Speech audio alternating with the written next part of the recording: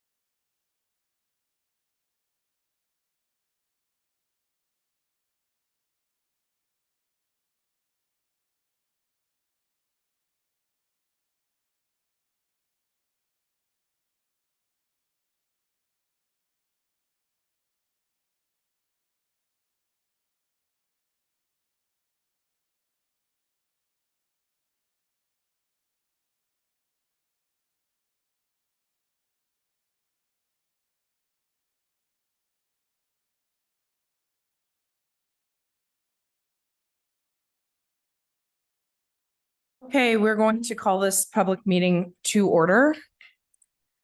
Just a note, we're having an issue with broadcasting to YouTube Live, but the meeting is being recorded and will be posted to the public.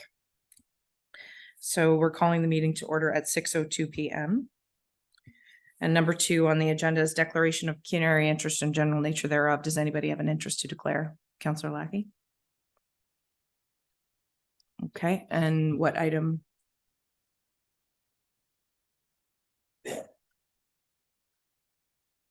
Sorry, Your Worship. D14-2023-007. Okay. 3.2. So that interest has been noted. I too will be declaring an interest on that item, and we'll leave the room at that time with Councillor Lackey, and Deputy Mayor Fody will take over the chair. So with that, I will read the public meeting introduction. Personal information collected at this public hearing is collected under the authority of the Planning Act and will be used in assistance to making a decision on the matter. All names, addresses, opinions, and comments are collected and form part of the minutes which are available to the public. Questions regarding this collection should be forwarded to the Director of Planning. The purpose of public meetings is to present applications in a public forum. Following presentations by the applicant or staff, council members will be afforded an opportunity to ask questions for clarification or further information. The meeting will then be open to the public for comments and questions. When you speak, please provide your name and address for recording in the minutes. All comments should be directed to the chair of the meeting. The applicant will be provided an opportunity to address public questions once all members of the public have made their submissions. If a person or public body would have an ability to appeal the decision of the Council of the Ontario Land Tribunal, but the person or public body does not make oral submissions at the statutory public meeting or make written submissions to the township after application is deemed complete and prior to the bylaw is passed, the person or public body is not entitled to appeal the decision at the Ontario Land Tribunal. First item on the agenda is 3.1 T00-2023-001 Tower Application 333 County Road 42. Madam Planner. Thank you. Through you. This is an application for public meeting for a proposed communication tower, a 45-meter communication tower at 333 County Road 42. Notice for this meeting was provided in accordance with the township's telecommunication tower protocol. So notice was circulated to all landowners within 250 meters of the property. There have been no inquiries with respect to the public notice. And I would note that the agent, Ms. Duncan, is on the line with a brief presentation for council. Okay, Ms. Duncan. So we'll allow her to join the meeting. And there you go. Ms. Duncan, are you there? Yes, I am. Can you hear me? We sure can. So please go ahead. Okay, great. Through the chair, thank you very much for letting me present this evening. As the planner mentioned, this is an application for a 45-meter Explore communication tower. Explore has been expanding their network in Ontario significantly over the last few years. looking to provide coverage in some areas that do not have coverage, as well as increasing capacity in areas that currently do have towers. So this new tower is in an area where there already are some existing towers. I would say in and about between 3 and 7 kilometers from this current location. We, as the planner has mentioned, we've gone through the policy, and mailouts have been sent. A previous public information session was waived by council due to the small notification area.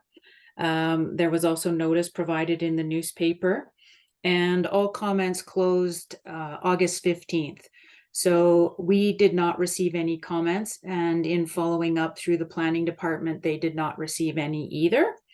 So basically, we're going through with this public meeting tonight, and in hopes that if there are no comments or concerns, that we will move forward to receiving concurrence from the planning department. And that's all I have for this evening. Thank you. Thank you very much, Ms. Duncan. Any further comments from the planner before I open up to questions? Okay. So council, do you have any comments or questions in regards to the application? Go ahead, Councillor Maybe. Thank you, Madam Mayor, and through you to the planner or Ms. Duncan. This tower in the brief indicated that there potentially is room for more users on the tower other than Explore. And I'm just wondering if that is indeed true. And then there was also a comment on the setback having to be moved back further from the road, whether that information has been passed on, and when the potential time frame to actually starting to build and complete this particular tower, because we have passed some towers in our community in the past and still no movement on some of those. Thank you. Ms. Duncan, or do you want to deal with this, Madam Planner? Through you, I was just going to indicate that in most cases, if there's the opportunity to share towers, that's something that's encouraged and does happen. With respect to the setback of the tower, the county had requested that the tower be set back the same distance as the height of the tower, so 45 meters from the county road. I think Ms. Duncan can speak to that more. We forwarded those comments on whether or not that's possible or not. Any further comments from or questions from council? Councillor Grau, go ahead. Thank you. With respect to this tower, would the current Explore array on what I believe is the Poldvert farm, if I got that correct, gentlemen? Yeah, on the silo. Would that be dismantled? Or is this secondary to that? Through the chair. Modular farm. Sorry, you said modular farm? I believe so. Okay, so through the chair to the councillor, just to go back to the first question in regards to setback, yes, we are working with the county to find the appropriate setback. We're trying to get as far away from the County Road 42 as possible, but also to stay out of the agricultural production as much as we can. So trying to find a balance there, but we will comply with whatever the county comes forward with. And in regards to construction, the hope would be for summer of 2024.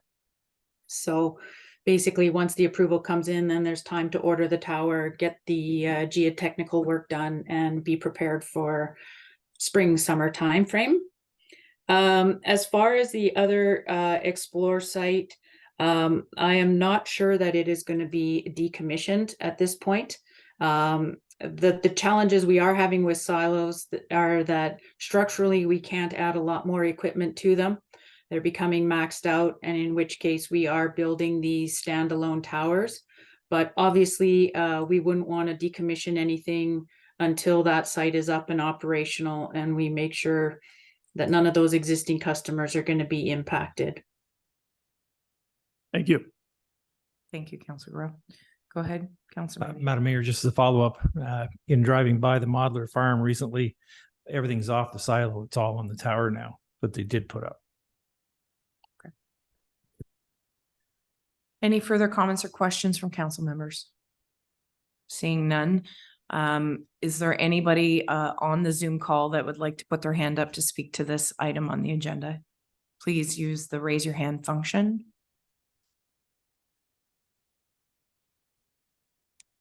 I have no hands going up. Okay, so we'll move on to the next item on the agenda, and this is where I'll relinquish the chair. Is there anybody in the gallery? Oh, I'm, my apologies. Does anybody have a comment or a question in regards to the first item on the agenda? Okay, seeing none, we'll move forward with the next item, which is D14 2023-007, Notice of Statutory Public Meeting Zoning Bylaw Amendment, 507 Thousand Islands Parkway, 515 Thousand Islands Parkway, 14 McCrae Bay Lane, 26 McCrae Bay Lane, 30 McCrae's Bay Lane, and 36 McCrae's Labing. So, Counselor and Deputy Mayor Fody,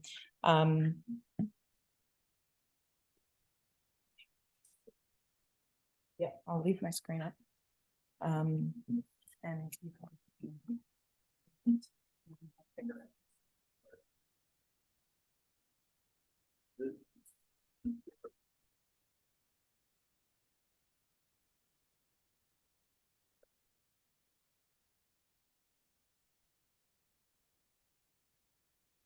Excuse me. Good evening, everyone.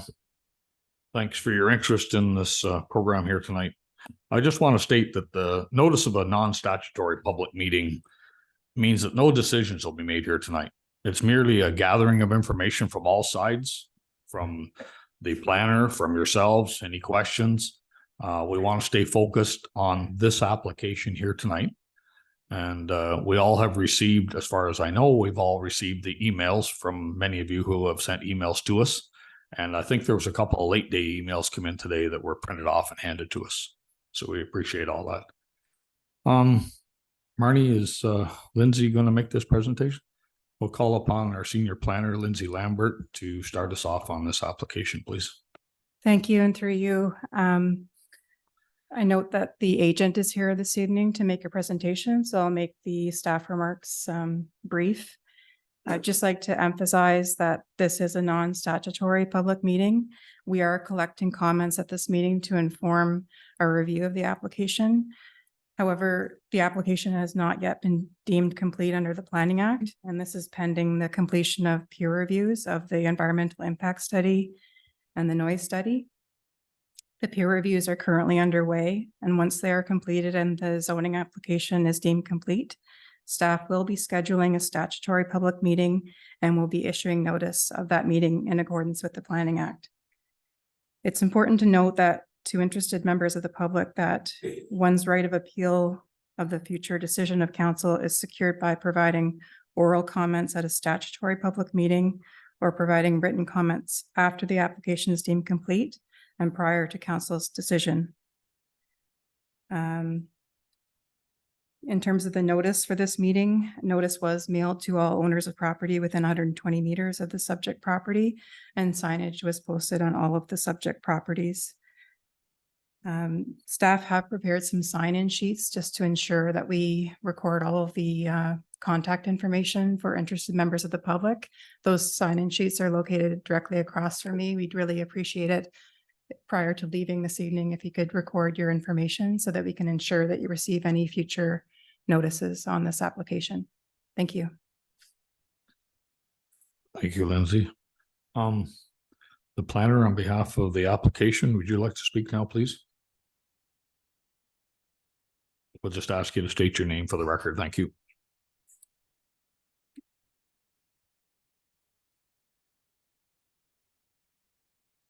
Thank you, and through your worship, my name is Kelsey Jones, and I'm a land use planner with Photon Planning and Design in Kingston. Just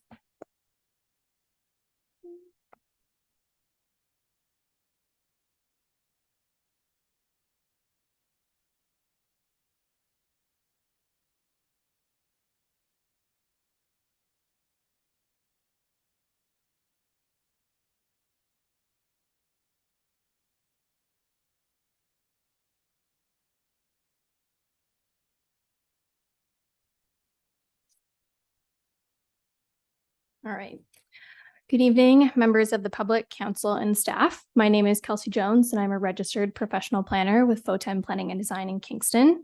I'm here this evening on behalf of and joined by Kehoe Marine Construction to present an application for zoning bylaw amendment related to the properties municipally known as 507 to 515 Thousand Islands Parkway and 14 to 36 McCrae's Bay Lane. The purpose of this meeting is to receive feedback from the public and council on the application. The properties are located south of Thousand Islands Parkway, west of Ivy Lee, with frontage on the St. Lawrence River. The surrounding area consists of tourist commercial uses, including several marinas, both west and east of the site, as well as shoreline residential uses south of the parkway and rural residential uses north of the parkway. And the image on this slide shows some of the tourist commercial use locations in proximity to Kehoe.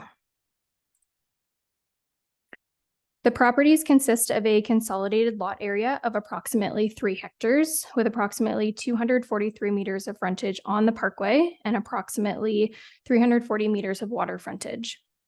The properties are developed and have been operating as a long-standing marine manufacturing business. And Kehoe Marine Construction has owned and operated these properties since 2008. And previous owners of the land operated similar marine manufacturing uses dating back approximately 65 years. Kehoe currently employs a total of 55 full-time employees, and these lands are some of the very limited number of locations in the region that provide an opportunity for loading and offloading of heavy construction materials for marine purposes. The image on this slide shows existing use and development on the properties, including a recently constructed 2-story office building and connected 1-story mechanic shop located in the west portion of the site, a 2- and 3-story manufacturing building and 1-story indoor storage building generally located in the center of the properties, open storage racks located east of the manufacturing building, a 2-story residential dwelling located east in the east portion of the lands, and open storage located along the north portion of the property's road frontage. Vehicle access is provided from the parkway by 3 separate entrances separated for customers, employees, and larger trucks and vehicles, and a total of 67 parking spaces approximately, and 2 loading spaces are provided on site. Something that isn't shown in the aerial image on this slide is the elevation changes across the property. The properties slope significantly down from west to east. So the eastern portion of the properties is approximately 2 meters lower than the paved surface of the parkway, and a retaining wall exists along that portion of the frontage.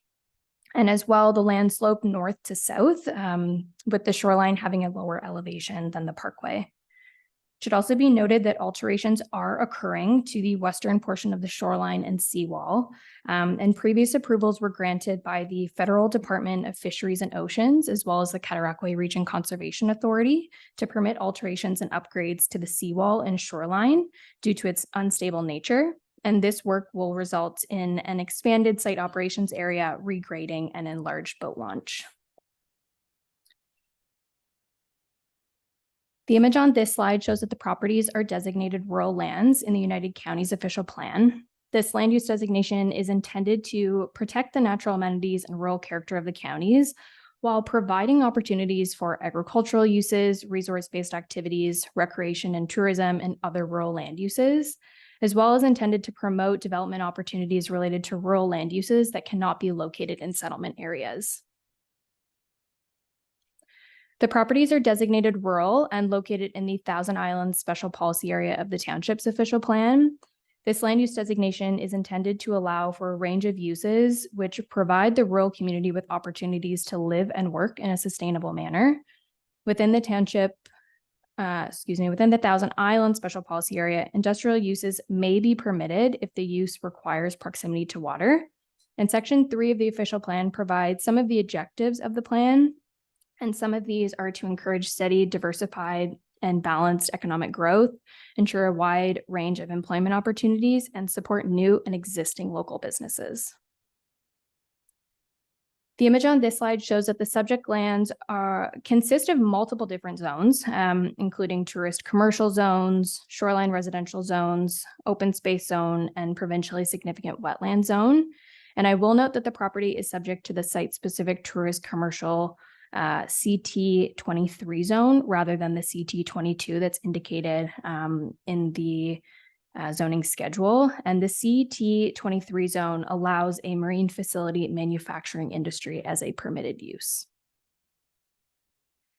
The purpose of this application is to consolidate the zoning across the properties to recognize and allow the continued longstanding rural industrial and marine manufacturing use, as well as to allow some site improvements, open storage, and a new indoor storage building. The new one-story indoor storage building is proposed south of the existing indoor storage building, set back from the shoreline and the Parkway. And this is shown by the purple rectangle on the screen. It's also proposed to expand the central open storage area abutting the Parkway and add a new formal open storage area within the south portion of the lands abutting the waterfront and south of the new proposed storage building. Some changes to on-site parking are proposed, including removal of parking south of the mechanic shop, the addition of parking to the employee area in the northeast portion of the site. One new loading space is proposed, and the existing single detached dwelling within the southeast corner of the site is proposed to be retained as an accessory use. You may also notice that the concept plan on this slide shows a different shoreline configuration than the aerial image a few slides prior. And this is because this concept plan reflects what will be the altered shoreline as a result of the approved DFO and CRCA permits. Ultimately, the proposal seeks to recognize and allow the continued use of the lands for marine manufacturing. And although a new storage building and open storage areas are proposed, these will serve the principal use, which is not proposed to change as a result of this application. The proposed zoning bylaw amendment seeks to rezone the subject lands to site-specific rural industrial to allow the continued manufacturing use. Site-specific zoning relief is sought to permit a reduced interior side yard setback to recognize the location of the existing office building, to allow open storage as an accessory use on the property, as well as to allow increased open storage height, allow it in the front yard, and to remove the landscape strip requirement, to remove the landscape strip requirement for parking abutting a street, as well as to recognize and allow the setbacks of the manufacturing building, indoor storage buildings, and residential dwelling to the water, floodplain, wetland, and Thousand Islands Parkway. Through technical review with the Cataraqui Region Conservation Authority, the proposed zoning of the site has been modified than what was originally proposed. And the proposal now includes provincially significant wetland as being retained. So as shown on the image on this slide, PSW zoning will be maintained. And it will align with the provincially significant wetland boundary that is defined by the Ministry of Natural Resources and Forestry. In summary, the proposed zoning bylaw amendment seeks to consolidate the zoning of the subject lands and recognize and allow the continuation of the existing longstanding rural industrial and marine manufacturing uses of the property. The proposal is consistent with the provincial policy statement and conforms with the United Counties official plan and the township official plan. And ultimately, this application will support the continuation of a long-standing business and employer within the township. And overall, it is my opinion that the proposal represents good land use planning. And with that, I thank everyone for their attention. And if there are any questions, I would be happy to assist with answering them. Thank you. All righty. Thank you, Kelsey. Members of council, do you have questions for the planning planner, I should say? Councillor Groh. Thank you. And through you, Deputy Mayor, you make mention in your report numerous times using the terminology recognizing and allow the continuation of existing rural industrial marine manufacturing use. I've been here a few years, and I know the people in our audience have been here a lot longer. The subject lands, a good portion of that, I don't believe was ever used for industrial purposes. Some of it was purchased. Let's review. I believe the purchase was of Tyco Marine, and I don't know precisely their lot line, but Tyco certainly did not push to the east in any of their development.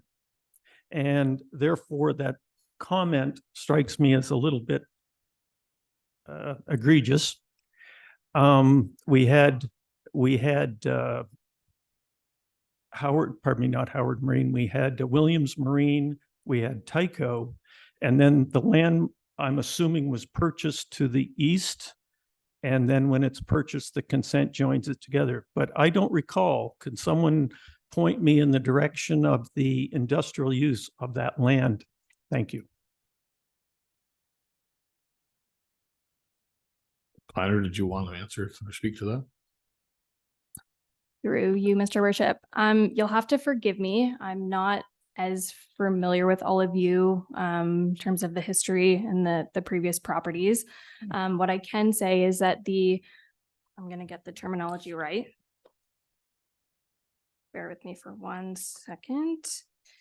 What I can say is that the existing CT 23 zone of the property, which was rezoned in 2014, does allow a marine facility manufacturing industry. And I recognize that previous owners of the site, there's a longstanding history. To my knowledge, though, they were previously manufacturing on the site. They were completing marine manufacturing of some sort. So it's my understanding that there is a longstanding marine manufacturing and rural industrial use to these lands. Thank you. Could you demonstrate to me again what where the CT 23 is? That was vague to me. Thank you.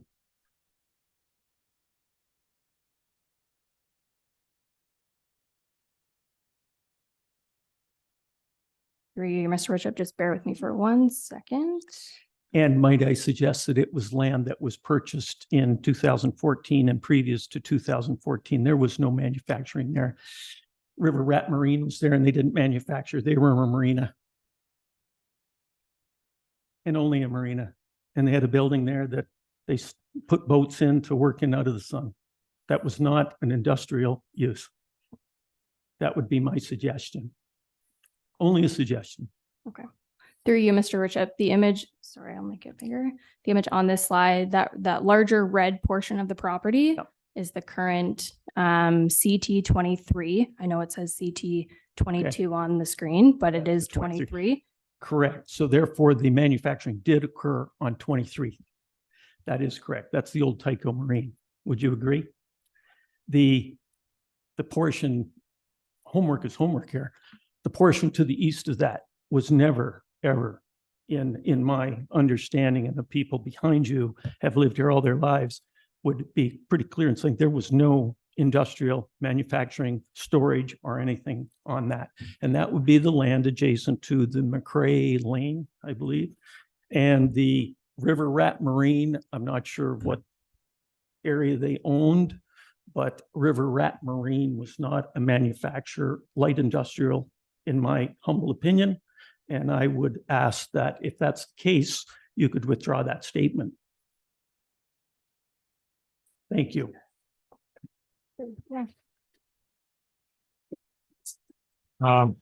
Any other members of council have any questions? Through you, Mr. Worship, if you don't mind, and if you'll give us the grace to do so, Sarah and Ken Kehoe, if they could maybe just add a little bit more context as they're more familiar with the history of the site than I am. I will allow that. Thank you. In the follow-up of the questions that Councilor Grell has asked. Go ahead, Sarah or Ken, whoever's going to do the spokesperson. Yep. Ken? Ken Keogh Marine. Yeah, Mr. Grell's absolutely right. And I just, Sarah and I should have read things clearer through the thing. We weren't trying to mislead anyone. There's definitely a legal non-conforming business that we purchased from Tyco and Williams, which I know you don't totally understand that, but they were all one property. The Tyco and Williams were all one complete business, that whole property. You're right, the River Rat Marine is something that we purchased. And we're trying to consolidate the whole use across the whole property.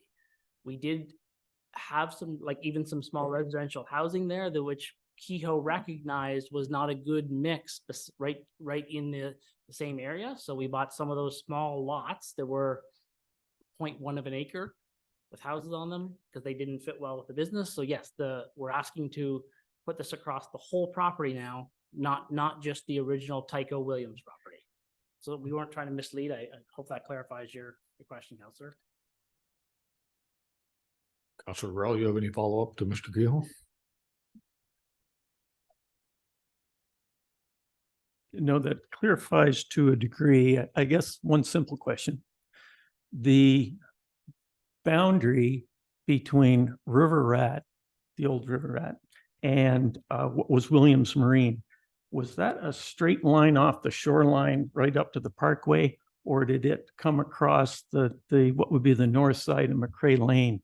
How did McCrae Lane, north of it, become part of your lands? Yes, so McCrae Lane was established as a right-of-way. So there's a bunch of properties. At one point in time, actually, Peck's Marina had a right-of-way, went all the way through there as well, way, way back. So originally, when the highway expropriated for the 401, McCrae's Bay would have been, it was going to be a limited access highway. So that they weren't going to give all those properties entrances onto the Parkway. Peck's didn't have an entrance. Williams didn't have an entrance. None of these places had an entrance. So McCrae's Bay was going to be the main lane coming in there. So once it got established as a right-of-way to access all those little properties back in the day. So it was a right-of-way. It doesn't form a lot line. The lot line did run from the water up towards the highway, but it had a small jog in it. And it's shown on that attached plan she had. You can see the CT zoning has a jog in it. Okay, so when I'm sorry, it's a public meeting, so I guess I get to flog it to death here. When the property, what property would be attached? Would it be the River Rat property that you purchased some years ago? Would that be the area? For instance, when I look up the property on the county listing, on the property lookup, I see 14, 26, 30, and 36 McCrae Lane as not going past the McCrae Lane.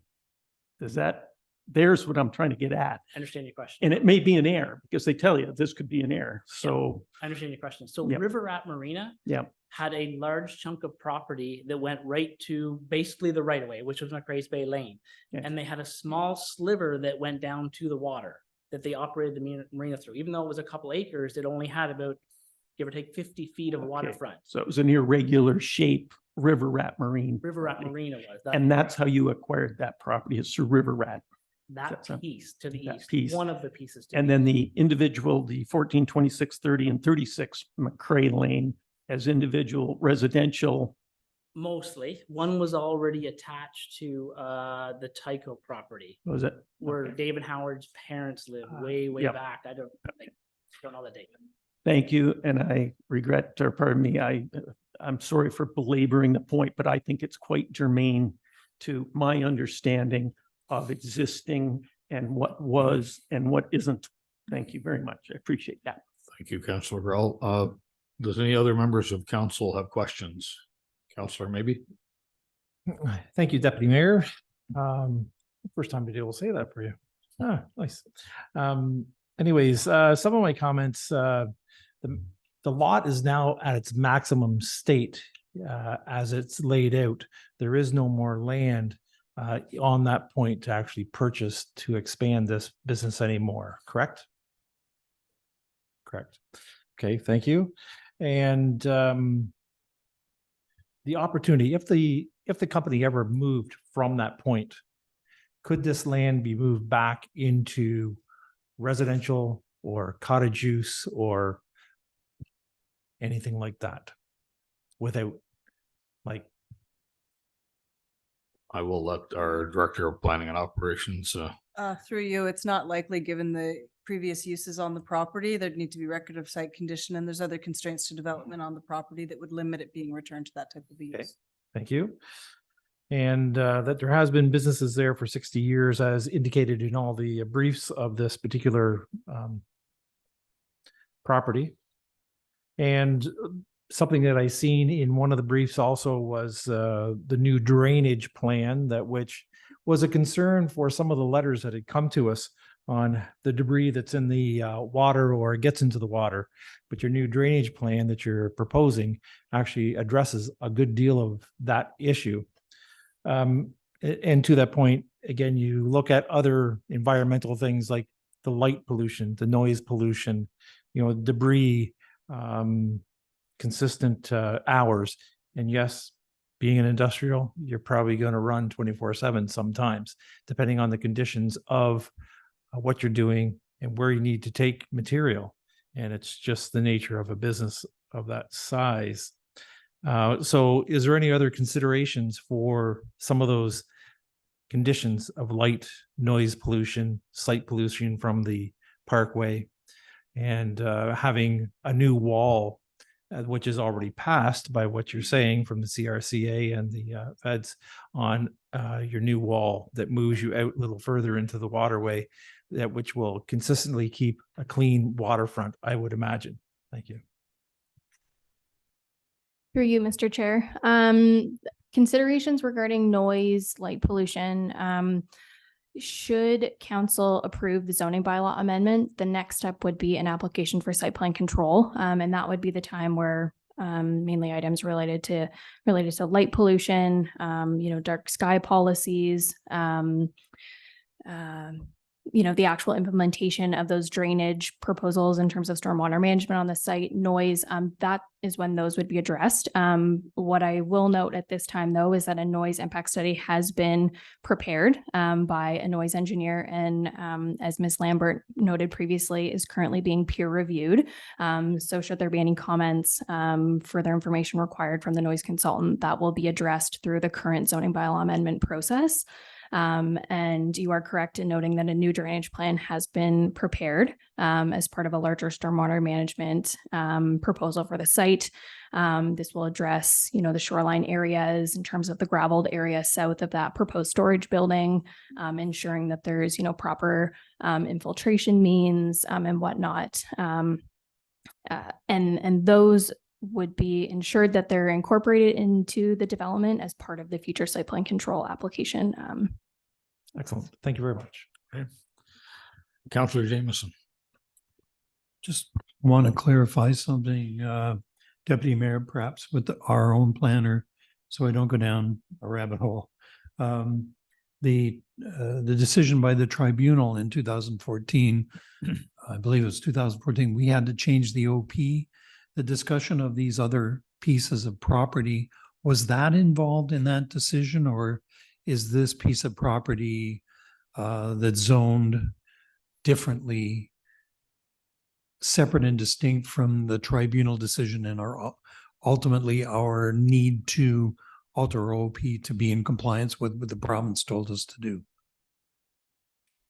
Through you, the decision through the Ontario Land Tribunal related to the official plan that was approved in 2018 and related to existing marina operations and the ability to dredge within the shoreline areas of existing marinas in the township that were within provincially significant wetlands. And so there was an amendment to the official plan to include a note on a schedule to recognize the areas. That's it, Councillor Jameson. Any other members of council with any other questions? Yeah, go ahead, Councillor Grow. And skipping ahead here to the planning report provided, the report number, is it here? 148-23. As I read that report a couple of times, I had the strong sense that although we are looking for a peer review of stormwater management and the environmental impact study, it struck me as I read it that it was highly directed toward acceptance of this amendment.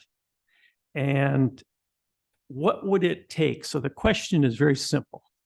What would it take for the planning department to scratch their head and say, no, this can't go forward? Thank you. Director of Planning, do you want to?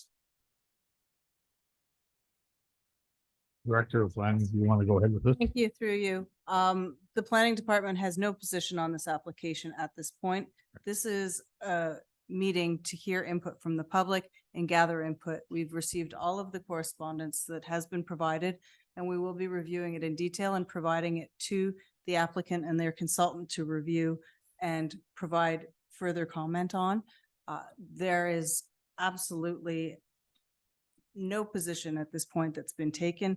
And in the absence of the peer review information from third-party qualified consultants to review that information, staff are not in a position to make any recommendations one way or another as it relates to this application.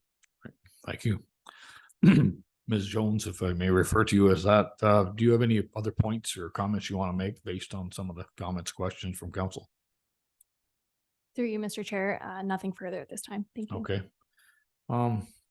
At this point, I'll open it up to questions from the public. We affectionately refer to where Ms. Jones is seated as the hot seat, only because it's wired into sound. For anybody wanting to come forward and speak, please state your name first and then proceed with the question. And all we ask is that you stay focused on the application. Let's not divert off from there. Thank you very much. Go ahead. Go ahead. Yes, please. Welcome.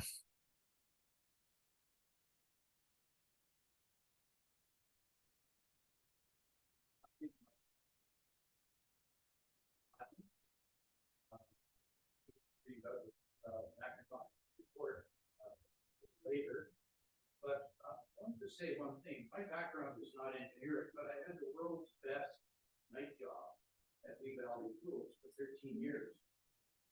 I was an inventor and designer. And I got very good at doing. Excuse me, just Mr. Bell, can I interrupt you for a moment? The clerk would like to get. We just want to make sure for the recording that you are being recorded. Okay, thank That's you. better. Thank you. Go ahead. Sorry. I learned a few very important lessons about engineering, and that is that anything that a man designs or builds is not entirely reliable. I mean, my career as a surgeon, I helped a lot of people that were falling apart. In fact, I have a Ford truck that I love, 2013, and it's a bunch of bolts waiting to fall apart. Although probably a Chev would be about the same. So everything that we build has a percentage of failure in it. For example, the Cuyahoga River caught on fire 7 times. You may not be aware that at Domtar in Cornwall, the toxic plume is now down below 500 meters into the groundwater and heading towards the St. Lawrence River. So despite all efforts that are made to mitigate these things by sophisticated engineering techniques, they're not entirely reliable, and that should always be remembered and considered. And that's why today we have industrial parks with specific built-in defenses to prevent this sort of thing from happening. We have spills. We even have fires, unfortunately. And there's a very narrow margin of safety in an industrial facility on the edge of the St. Lawrence River that I think we have to keep in mind as our main priority. Thank you. Thank you for your comments. Would anyone else like to?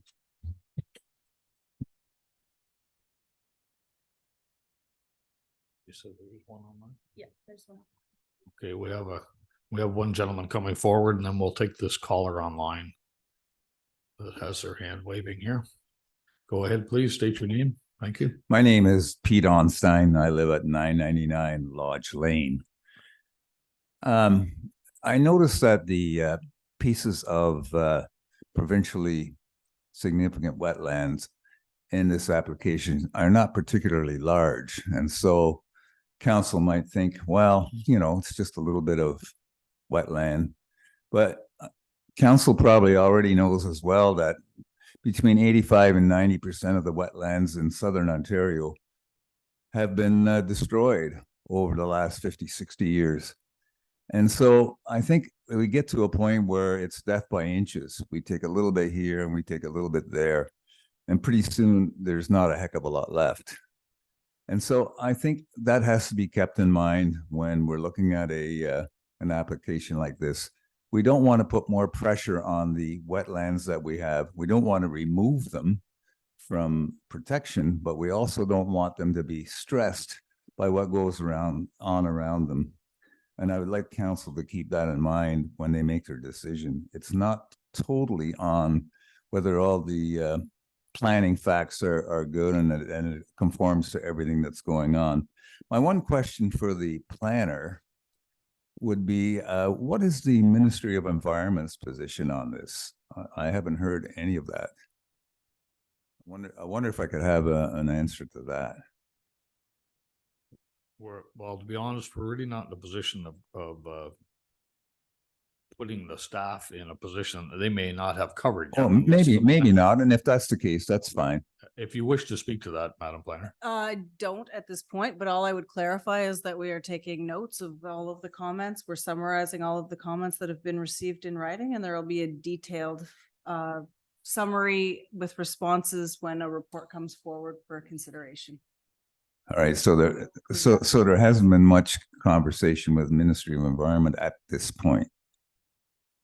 All of the regulatory agencies that are required to be circulated under the Planning Act have been circulated. So we will address that when we bring our report forward.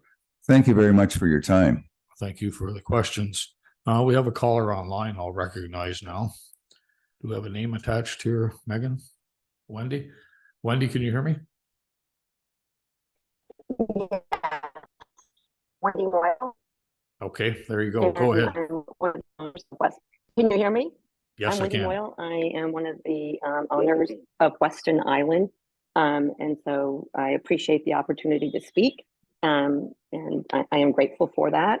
I know that we've probably sent in several letters and emails that you've received. I do have some concerns about putting an industrial manufacturing plant on the water. I mean, there's a reason that there aren't other ones, and how it affects the ecosystem. We have unfortunately been able to directly see the effects. We see the debris that float down the river into the island. It could be tires, it could be metal, it could be dock pieces, and that's what we can see. We see oil and grease and other changes. We do hear the noise. We've seen a decrease in the number of birds on part of the island, and those are things that we do track, trying to keep the natural habitat. We see dangerous situations when people are on the river. We've had the team at Kehoe yelling at young and old alike to get off the water, and if dangerous, they're doing some type of construction. So it's reduced the access that we have physically to our property, but also just to go exploring on the river. And I know they've been there for a number of years. And when we talk about changes by inches, it's actually been changes by much more than inches. And we've seen it constantly, the tearing down of residential houses, the adding of land, the adding of piers out further and further. At one point, we had to request that the piers not be, or the docks not be connected to our island. So if we're not watching, it seems that those inches seem more like miles. We have been there for 147 years. And so we've seen the changes. We've seen the changes from the river rat. This is not the river rat. This is not a small marina that is catering to those enjoying the Thousand Islands and the natural beauty. This is a full-fledged industrial operation on a beautiful riverfront. And I do fear what would seep into the water, what we're not seeing now, because I'm seeing what I see a lot already. So I fear what I don't see. I do appreciate, that it is, employing different people, and they are trying to grow. I don't believe this is the proper place on the river to have that growth. and at the impact it will have on other properties, islands, habitat, ecosystems, and the wetlands. The putting in of the gravel and the turtle sanctuary seems to me like almost a laugh to us, that's how they're going to get through some of these other permits, is by adding the habitat. The amount of gravel already all across the western side is pretty significant, and you can see it falling off the barges and just all over the place. It's just I encourage you all to go and see it up front, because we're seeing it constantly. The noise level is really high. So our concern, and my concern personally, is what it's doing to the ecosystem, the noise, the waste that's in the water, how it will affect downstream. What will happen is something just a little bit goes wrong, and then the danger to those people on the water with the amount of heavy equipment and et cetera that are going. There is a marina there, and as boats come through, or kayaks and paddle boards, there's a dangerous situation there. So again, thank you for giving me the opportunity to talk. I have been over there many times to talk to them directly. I was informed they had all the permits necessary. I don't believe we get full disclosure. I feel like I've been misled several times by the team over there.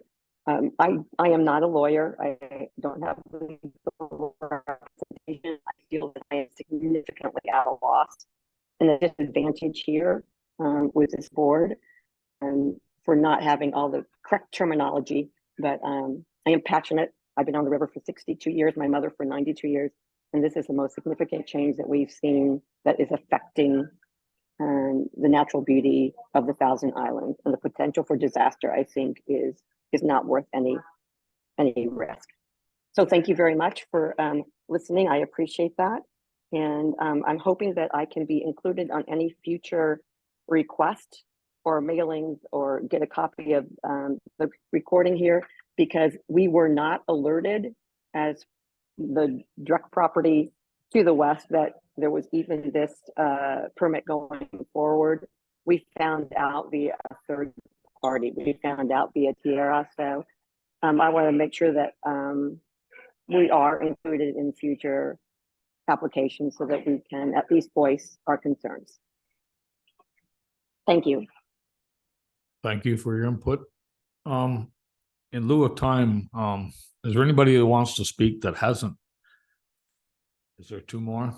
I was going to say, we have to be aware of our time here tonight. For those that do want to speak yet, we would prefer that you cover a subject that has not yet already been covered. Thank you. Who was next in line? Pardon me? Okay. Lois, can you hear me? And can you hear me? I can, loud and clear. Go ahead. Thank you. I will keep this short and sweet. Okay. I'm third generation Islander. I remember the days when we had Cowan Gate up in Gananoque as an industrial use. And I think there's two things. One, this property and this potential rezoning sits on a parkway. I am a landscape architect of 30 years, a professor of landscape architecture, and a parkway, that is a very important viewshed and gateway along the river. For those who can't afford to have a boat, that scenic parkway is very important. I take issue with modifying any of the landscape requirements for anything that should happen with this piece of property. That's the one thing. Two, Kehoe did work on our boathouse back in the 60s. And so, yes, they've been around. They're a good family. I know they're well-intentioned. But the situation here that we have is a shift in the economic and intensity of work. This is no longer a marine dock construction business.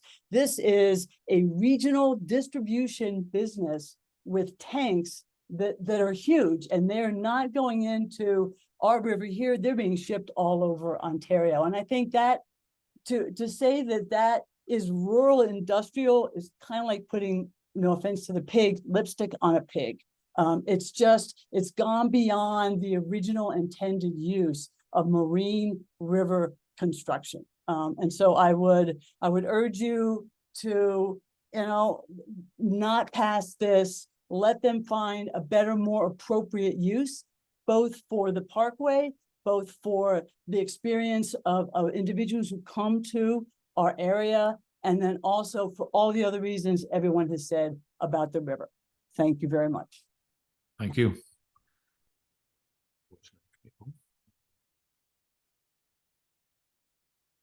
Joel, can you hear me? Yes, I can. Yes. Thank you. Okay, we can hear you. Go ahead, please. Hi, Joel Dandelay. I'm on Hill Island. Again, a lot of great points that have been put forward here. The planner herself has stated this is a special policy area. There was limited industrial use, primarily marina use before, but again, going with a full-scale manufacturing facility, what's that going to do to truck traffic on the Parkway? What sort of loads are going to be going down the Parkway? What's the restriction of the Parkway for loads right now? How is that going to be affected? Again, you've got cottage traffic, you've got tourist traffic going along the Parkway. And again, as the last caller said, it's a tourist area. People drive the Parkway to look at the river and to look at the cottages. Now, all of a sudden, you're introducing heavy truck traffic along that stretch of the Parkway. The two don't match. There has to be a specific industrial park for the construction of these docks, which are going to be shipped elsewhere. They're going to be loaded onto trucks and trailers. They don't need the river to drop, to put them on a barge and take them downstream. That's already being done with the existing facility. The other thing is, again, the official plan took into account the existing marine facilities and made allowances for them. There was a reason in the official plan that those neighboring areas or lots were put on a restricted list, and that was to contain those businesses, not to allow those businesses to bulldoze, which will basically what's going to happen over those protected areas. The other worry I have, and we've seen it, with the build that happened or what is still going on beside us, is that, if such a proposal is passed, there is always the risk of a minor variance being put forward, and then another minor variance being put forward, and a further minor variance being put forward on top of the base plan that was approved. And what you end up with is something that should never have been approved if it had been in a master plan, included in the master plan.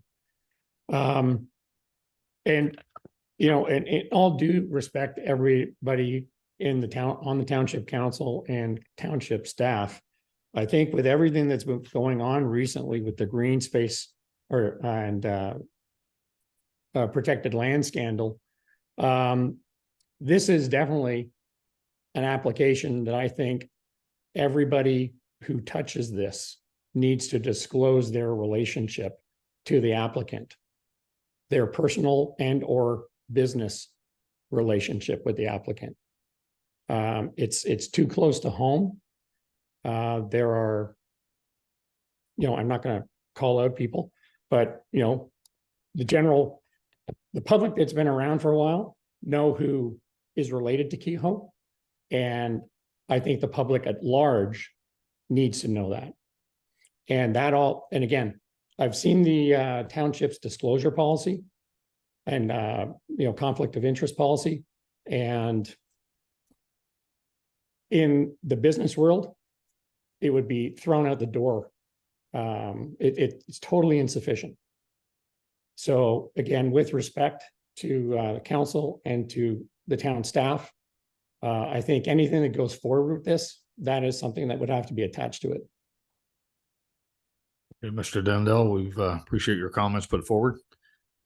In lieu of time, we're getting tight, our CAO, for another meeting. I'll take one other question. Ma'am, you've had your hand up for a while. Come forward. Yeah. I apologize to those others, but I'll address anybody that didn't get a chance here in a moment. Your name, please. My name's Emily Conger, 121 Black Rapids Road. Thank you for the opportunity to speak tonight. I've served for over 20 years on the executive of the Algonquin to Adirondacks Collaborative. It's a conservation organization with over 50 partners in US and Canada. Our mission is to connect lands and people across the A2A region to conserve and enhance this critical corridor for ecological integrity and resilience in Eastern North America. Our region, the A2A region, and specifically this township, is unique in North America. In a time of what has been called the two greatest threats to life on this planet, climate change and biodiversity loss, we work to keep alive a corridor for wildlife, which also enhances human well-being.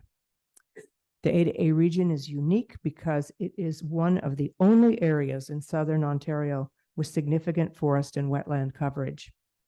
And it's the only place where wildlife can move in a north-south direction owing to the islands in the St. Lawrence, a river corridor that bisects the land corridor. So you've got this cross of very, very important corridor areas.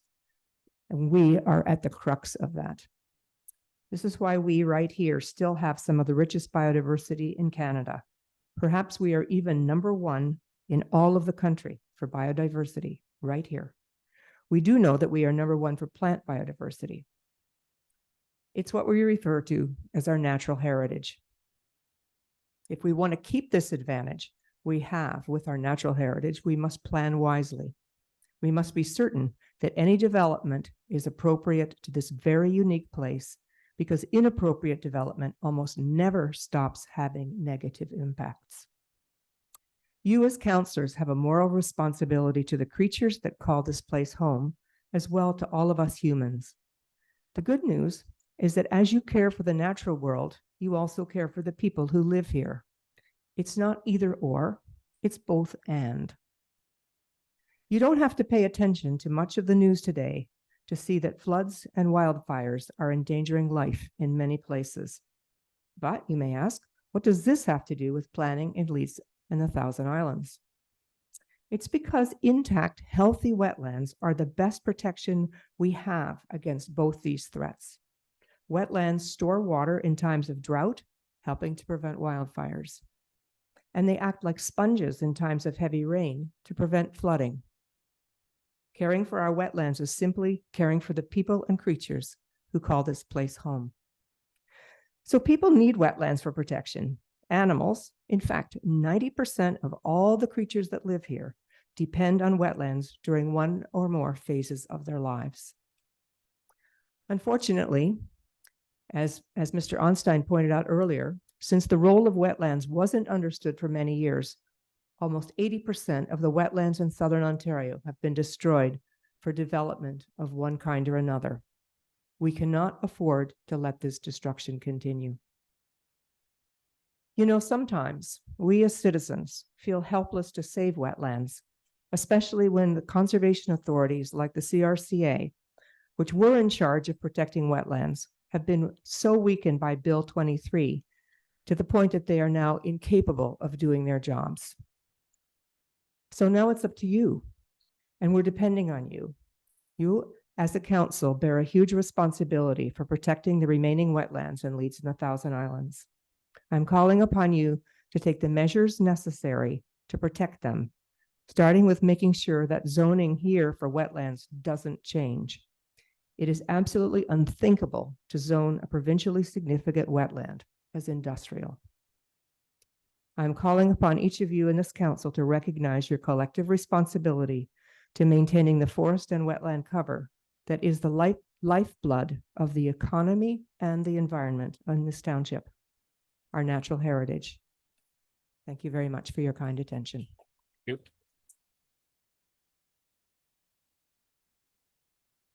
I want to thank everyone for their input tonight. If those of you who didn't get a chance to speak, that's unfortunate. If you have not sent an email to council, please do so.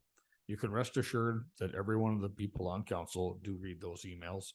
And our Director of Planning, Marnie, you had a Thank comment? you. If I could just ask that if any emails for anybody that didn't get to speak tonight, if you could forward emails to staff so that we can ensure we have them in our file. So we have a complete record of public input so that we can also forward that on to the applicants and their consultant so that we can make sure that your comments are addressed and consolidated so that they can be fully addressed at a future public meeting, because there will be notifications sent out of a future public meeting once the applications are deemed complete. So if we have your name and your email address, we will ensure that you're notified of any future meetings going forward. Thank you. Keep in mind, we're on the very, very early stages of this application. Do not let that slip by. And tonight's presentation by you and by us and by the planner, on behalf of the applicant, this is just as I stated. It's a very early stage process yet to play out, and which direction that goes yet to be seen. We will keep you posted, as Marnie has indicated. Please reach out to the staff. If you don't have that connection, please reach out to council members. We'll be glad to provide those email addresses for you and to you. I want to thank everybody for their time tonight. And at this point, I'll adjourn this session of the public meeting. Thank you. At this point, we will adjourn this public meeting, moved by Councillor Brian Maybe, seconded by myself. This meeting will stand adjourned as a public meeting. Thank you.